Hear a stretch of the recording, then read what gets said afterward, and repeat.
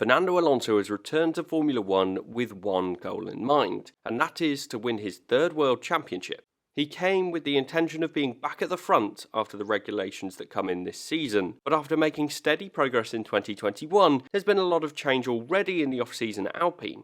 And that isn't exactly a sign of a team ready to go and win a world title. So has Alpine failed already? Let's have a look. My name's Andy and this is Behind the Drive. Was 2021 a success for Alonso?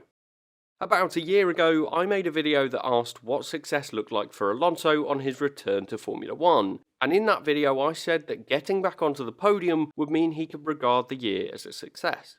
Alpine were not a team that were realistically in a position to make a jump in 2021, and they had achieved a handful of podium finishes in 2020, so a podium finish was a reasonable expectation. Of course, Alonso achieved this aim with an excellent drive in Qatar, and he even contributed to the team's first win in Hungary as he protected Esteban Ocon. And this was another great achievement for Alonso's return year. He built a great partnership with Esteban Ocon, which if he wants to win the title in 2022, will be a critical element. They were close in terms of the championship standings, with Alonso on 81 to Ocon 74. But on the whole, I believe Alonso would naturally fit into the lead driver role should the team be in a position where they're competing for a championship, as he's been there before and will certainly step it up if the chance arrives. In terms of his performances in general, I feel like we saw an Alonso that was somewhat rejuvenated when it came to 2021. By the end of his final season with McLaren, he seemed completely disinterested in the sport. The team had limited prospects, and he just had enough of the poor cars that the team had offered him. So 2021 was an opportunity for Alonso to prove he was still capable into his 40s, and to do what he could to build the Alpine team around him. And in terms of Alpine, well, it was a good year in terms of the fact that they achieved their first win for the Enstone-based team since Kimi Raikkonen won the Australian Grand Prix with Lotus in 2013. So in that regard, it was a brilliant step forward. However, they scored a total of 155 points from 22 races, compared to the 181 points that Renault achieved in 17 races in 2020. So they went from 10.65 points per race to 7.05 points per race.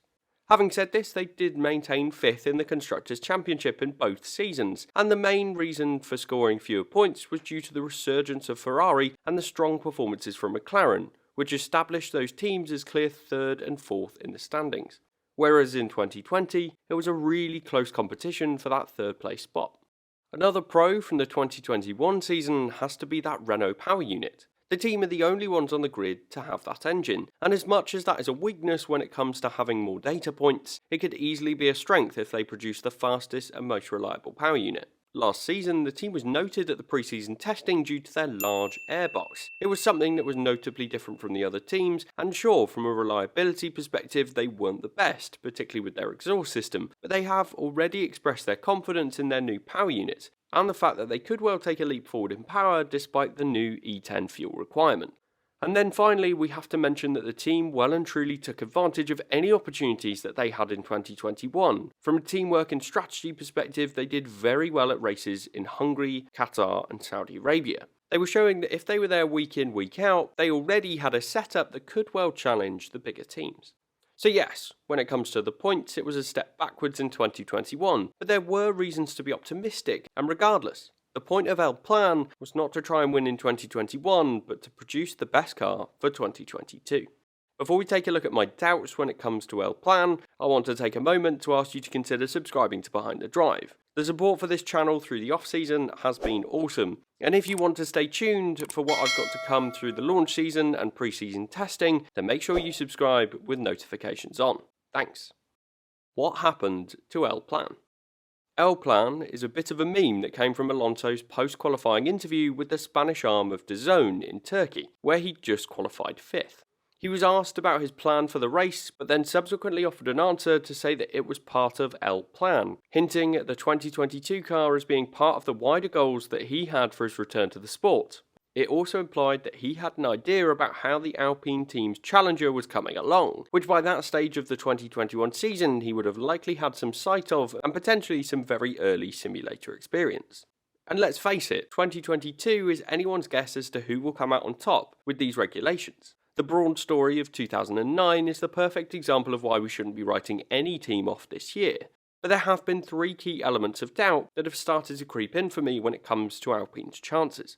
The first of these doubts comes from the structure of the leadership of that team. The Alpine team's CEO, Laurent Rossi, was recruited in January 2021, and after his first year in the role, he's come under criticism from the team's former non-executive advisor, Alain Prost, as he left the French team earlier in 2022. In an interview with L'Equipe, Prost claimed that Rossi cut him out of the decision-making process during 2021, and added that the CEO has a desire to be alone and cut other people out and leave them on the sidelines. This is of course just one person's opinion, but this is a person who's a 4-time world champion and clearly knows what kind of environment is needed in order to win world championships. It's also clear that having a leader that's trying to push others out of the way is most likely not conducive to high performance. Diversity in thoughts and ideas is as important as having a clear direction, and if Rossi just wants to go it alone, as Prost has said, that doesn't suggest that the team is going to continue on a positive trajectory. And therefore, the second of these doubts must come in from the other major departure that has come in January, as Martin Bukowski left the team just 1 year after he stepped up to replace Cyril Abiteboul in the executive director role. This departure is widely expected to be part of a wider plan to bring Otmar Safnauer into the team to replace him, but it's another departure from the close team around CEO Laurent Rossi. This implies that the CEO isn't happy with the current direction of the team, and you would expect that this change would be part of a wider rebuild plan, which doesn't suggest that they'll be ready to win the championship this season. The third and final doubt that I have when it comes to Alpine is the amount of development time that they were able to spend on their car back in 2019.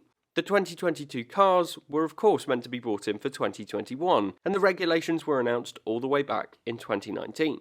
Formula 1 was very different during that time, and in particular there were no cost cap or CFD testing time limits set by the FIA. So you can almost guarantee that the teams with huge budgets, those being Ferrari, Mercedes and Red Bull, spent significant time looking into the regulations and starting to look at their desired development path. Once these regulations were delayed as a result of the COVID-19 pandemic, there was a development freeze put in place until January 2021, but there was that window of opportunity to start development early. We'll probably never know whether Renault did the same, but given their budgets aren't as endless as these other top teams, there has to be a question mark over how much time the team was able to dedicate to these new aerodynamic regulations. Has Alpine failed?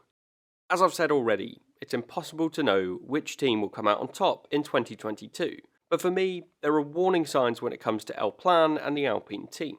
The one thing that we know for sure is that Fernando Alonso is still more than capable of competing at the pinnacle of motorsport, and if he has any opportunity to win races or championships, he will not let that opportunity slip through his fingers.